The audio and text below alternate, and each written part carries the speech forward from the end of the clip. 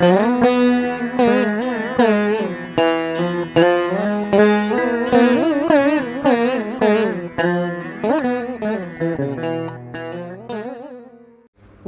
ஸ்ரீ ஆதி மகா சரஸ்வதி தாயே போற்றி போற்றி. பிரபஞ்சம் ஆளும் பராசக்தியின் பக்க துணையாய் வீற்றுள்ள ஆதி மகா சரஸ்வதி உரைக்கின்றேன்.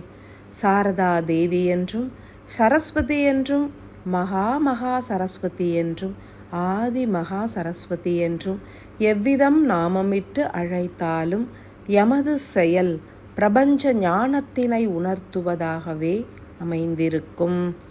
சாரதையின் அம்சமானவளே அறிவு என்பது அனைத்து ஜீவராசிகளுக்கும் உண்டு. ஆனால் ஞானம் என்பது மானுட ஜீவன்களுக்கே உண்டு.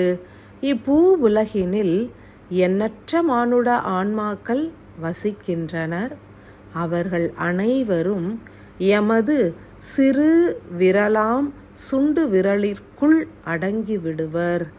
எத்தனையோ பூமி உண்டு, எத்தனையோ உயிர்கள் உண்டு. அனைத்துமே எமது விரல்களில் அடங்கும் ஜீவன்களே. எமது ஞானம் என்பது எமது விரல்களை இயக்குவதில் அடங்குவதில்லை மகளே. என்னை இயக்கும் பிரபஞ்ச சக்தியினை உணர்ந்து அதன் இயக்கத்தை சீரமைப்பதில் அடங்கியுள்ளது. மனிதர்கள் எதனை வேண்டி விரும்புகின்றனரோ அதனை இறை அருளினால் அடைவர் என்பது நியதியே. எனினும் விருப்பு வெறுப்புகள் உதிக்கும் நிலை குறித்து அறியவோ அதனை இயக்கவோ மனிதர்கள் அறிவதில்லை. ஞான தேவியாகிய யாம் எடுத்துரைப்பதனை இத்தருணத்திலும் செவிமடுப்பவர்கள் மிகவும் குறைவே. மேலும் அதனை உணர்ந்து ஏற்பவர்கள் மிக மிக குறைவு. மகளே, உனது அறிவினை கொண்டு நீ இப்பிரபஞ்சத்தை உணர இயலாது. பிரபஞ்ச இயக்கத்தில் நீ ஆற்றிடும் செயல்கள் யாவும் எவரும் அறியாத ஒரு தூசு என்பதனை முதலில் ஏற்றுக்கொள்.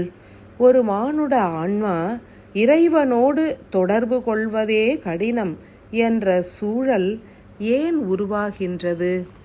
ஏனெனில் இறைவனின் தொடர்பிலேயே நாம் அனைவரும் நிலைத்துள்ளோம் என்பதனை அறிவு ஏற்றுக்கொள்ளுவதில்லை. ஞானம் என்பதே இப்பிரபஞ்சத்தில் நான் ஒரு அணுவின் கழிவு என்பதனை ஏற்றுக்கொள்ளுவதில் அடங்கியுள்ளது. யுகமாற்றம் என்பது மானுடர்களின் பார்வையில் பெரும் பணியாகும். அகஸ்தியரின் பார்வையில் ஒரு சிறு துரும்பாகும். எமது பார்வையில் யுகமாற்றம் எனும் நிகழ்வு வெகு அபூர்வமாகத்தான் பதியும். ஒரு மனிதன் தனது அறிவினை துறந்து அகந்தையை துறந்து ஆழமாய் தனது கவனத்தை உணர்வு அலைகளில் உட்செலுத்தினால் சில தருணங்களில் தெய்வ இயக்கங்களின் வீரியங்களையும் சில பல தருணங்களில் பிரபஞ்சமானது எவ்விதம் நுணுக்கமாய் இயங்குகின்றது என்பதனையும் வெகு சில தருணங்களில் பிரபஞ்சம் எவ்விதம் தெய்வங்களை இயக்குகின்றது மற்றும் தெய்வங்கள் எவ்விதம் பிரபஞ்சத்தை இயக்குகின்றனர் என்றுமே பூரணமாய் உணர இயலும். ஒரு மனிதன் மற்ற ஒரு மனிதன் எவ்விதம் இயங்குகின்றான் என்பதில் மாத்திரமே கவனம் செலுத்துகின்றனர். குறை நிறைகளையே ஆராய்ந்து கொண்டுள்ளனர். இப்பிரபஞ்சத்தின் இயக்கத்தை உணர்வுகளால் ஏற்கின்ற தருணத்தில் மாத்திரமே தனது பலவீனமான அறிவினை குறித்தே அறிந்துவிட இயலும். எவன் ஒருவன் தனது அறிவு மிகவும் உயர்ந்தது என்றே எண்ணுகின்றானோ அவனே அதிமூடனாக தெய்வங்களால் கருதப்படுவான்.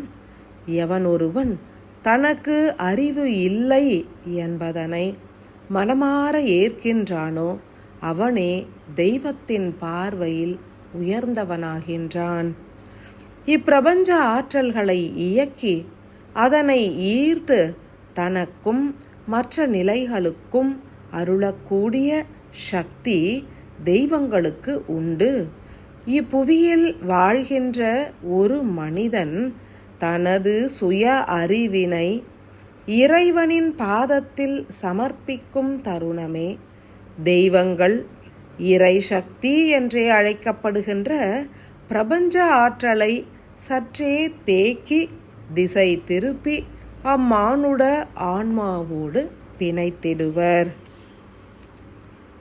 ஆதி மகா சரஸ்வதியாகிய யாமும் அறிவின்றி இயங்குபவர்களே பிரபஞ்ச ஆற்றலை ஞானமாக பெற்றிட அருளிடுவோம்.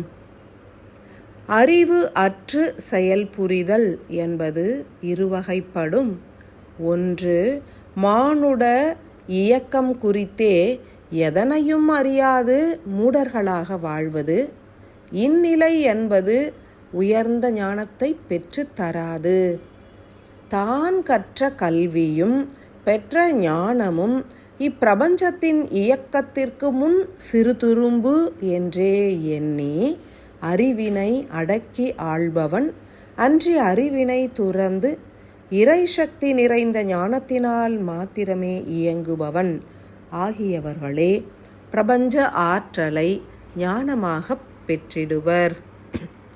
யுக மாற்ற நிகழ்வுகளை ஏற்கும் ஓர் தெய்வமாக யாம் அகத்தியரின் ஆட்சிக்கு உதவினாலும் பிரபஞ்ச இயக்கம் குறித்து போதித்து மானுடர்களின் அறிவினை அடக்கி ஒடுக்கி சூன்ய நிலைக்கு உயர்த்திடவே யாம் முனைகின்றோம். அன்பு மகளே, யாம் அருளிய திருஞானம் என்பது புவியினில் இத்தருணத்தில் உதிக்க வேண்டும் என்பது நியதியே. இருப்பினும் அதனையும் கடந்த சூன்ய ஞானங்கள் எண்ணற்றவை உண்டு. அதனை உதிர்த்திடவும் யாம் காத்துள்ளோம். பிரபஞ்ச ஞானம் எனும் பேரறிவினை யாம் திங்களுக்கு ஒரு முறை வளர்பிறை தசமியில் அருளிடுவோம். அகத்திய ரிஷிகளின் வேண்டுகோளினை ஏற்றே யாம் இவ்விதம் அருள்பாலிக்கின்றோம். இருப்பினும் அகந்தை நிறைந்த அறிவினை உடைய மானுடர்களால் பூரணமாய் உணர்ந்து ஏற்க இயலாது.